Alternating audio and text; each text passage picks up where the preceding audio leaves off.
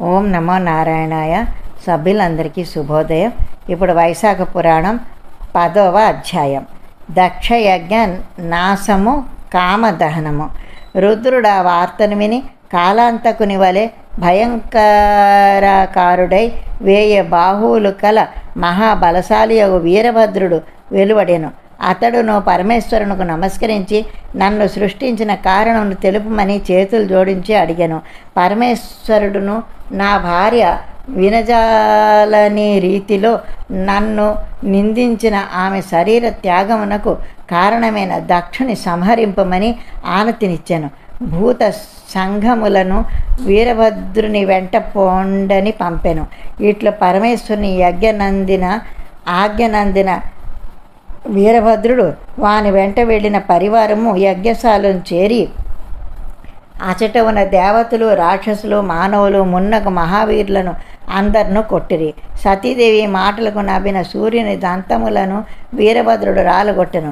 సతీదేవి మాటను సతీదేవిని పరిహాసించుచు ఎవరు ఏ అవయవమును సవరించుకోనిరో వారి ఆ అవయవమును వీరభద్రుడు నాశము గావించెను.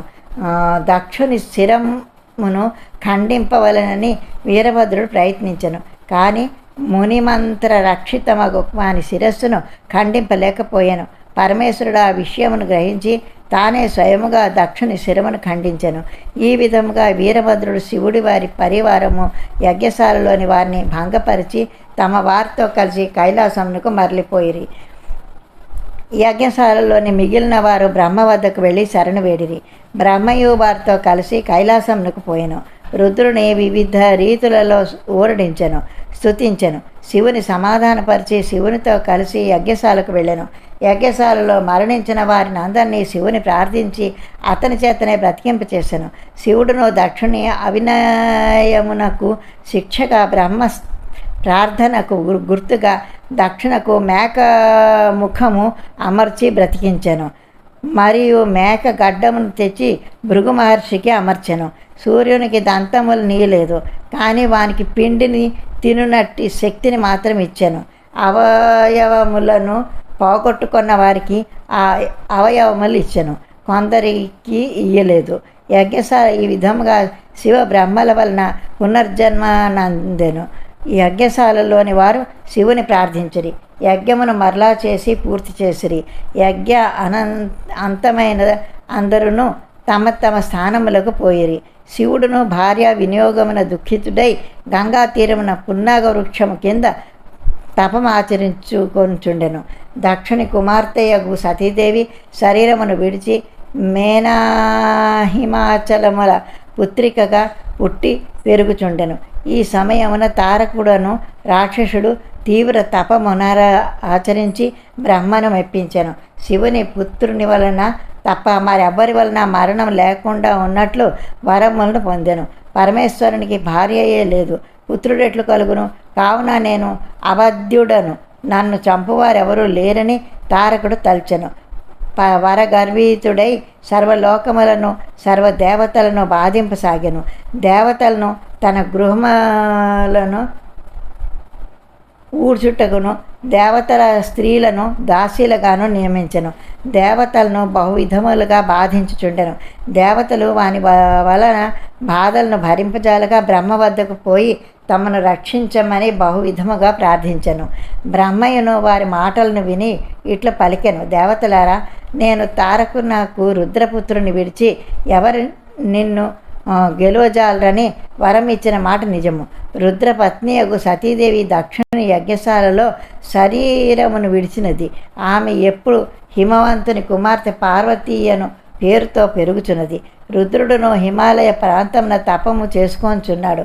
కావున మీరు పరమేశ్వరుడు పార్వతితో కలిగినట్టు విధానము ఆలోచించండి అని వారికి తగిన ఉపాయము సూచించెను.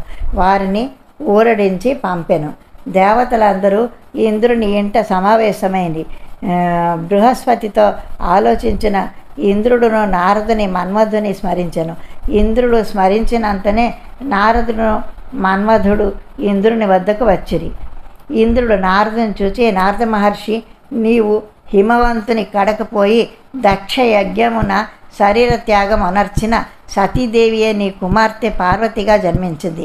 భార్య విముక్తుడగు శివుడును నీ హిమాలయ శృంగమునందే తపం ఆచరించుచున్నాడు. పూర్వజన్మలో పరమశివుని భార్య అయి ప్రస్తుతము నీ కుమార్తెగా ఉన్న పార్వతిని శివుని సేవించుటకై పంపుము.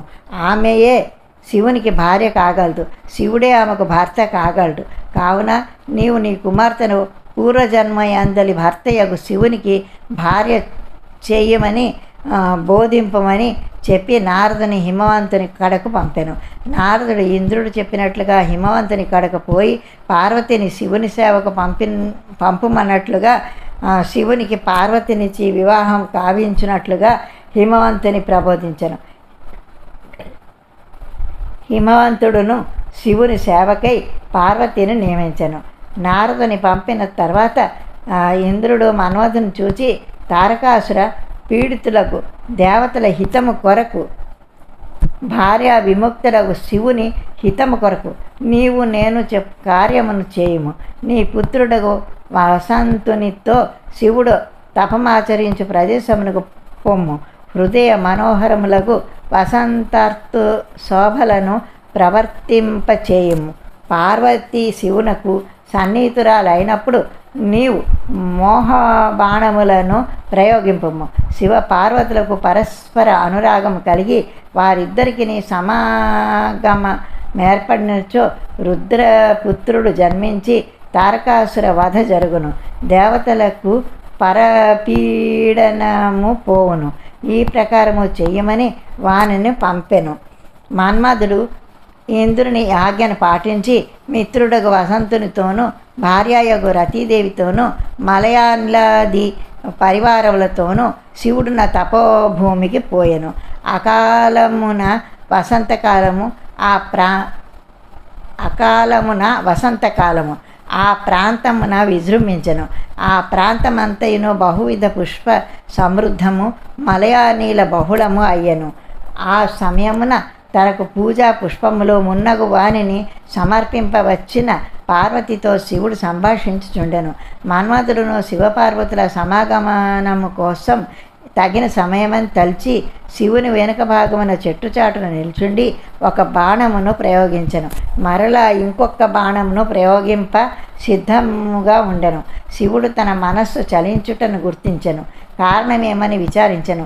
నిశ్చలమైన నా మనసిట్లు చంచలమగుటేమి, నాకిటి చాంచల్యమును కలిగించిన వారెవ్వరిని విచారించి నలువైపులా పరిశీలించెను. బాణ ప్రయోగమెనర్పిబు మన్మధుని చూచెను. తన చూపును పార్వతి నుండి మరల్చెను. మన్మధునిపై నిటలాక్షుడు తన నుదుటనున్న మూడవ కన్నును తెరచెను. లోకభీషణమైన ఆ శివుని నేత్రాగ్ని మన్మధుని వాని ధనుర్బాణములతో దహించెను. తమ కార్యమేమగునోనని చూచుచున్న దేవతలు భయపడి కాకావికలై పారిపోయిరి. వసంతుడు మన్మధుని భార్య రతి శివుడు తమను కూడా శిక్షించునేమో అని ఆ శిక్ష ఎట్లుండనో అని భయపడి కనులను మూసుకొని దూరముగా పోయెను. స్త్రీ సన్నిధానము యుక్తము కాదని పరమశివుడు అంతర్ధానమయ్యను. మన్మధుడు చేసిన పని దేవతలకు శివులకు ఇష్టమే అయినను మన్మధునకు మాత్రము అనిష్టమైన అనర్థం కలిగినది. ఒకవేళ శివునకు దేవతలకు అనిష్టమైన పనిని చేసినచో ఇంకా ఎంతటి ఆపద మన్మధునకు కలుగునో ఎవరు చెప్పగలరు. కావున శృతకీర్తి మహారాజు ఇక్ష్వాకు వంశీయుడైన హేమాంగదుడు సత్పురుషులకు అనిష్ఠుడే యగును. సజ్జనులను గౌరవింపక పరమాత్మకు అహితమును వైకల్యమును కలవారిని అప్రసిద్ధులను ఆదరించి గౌరవించుటచే చేసిన దానికి సునకాదిహీన జన్మలెత్తి బాధపడను. కావున సాధుసేవ ముఖ్య కర్తవ్యము. అనాథల ఎడ దయా జాలి మితిమీరరాదు. ఈ విషయము గమనింపవలయనని శృతదేవుడు వివరించెను. పరమశివునికి అనిష్టమును చేయుటచే మన్మధుడు తరువాతి జన్మయందున బాధలు పడెను.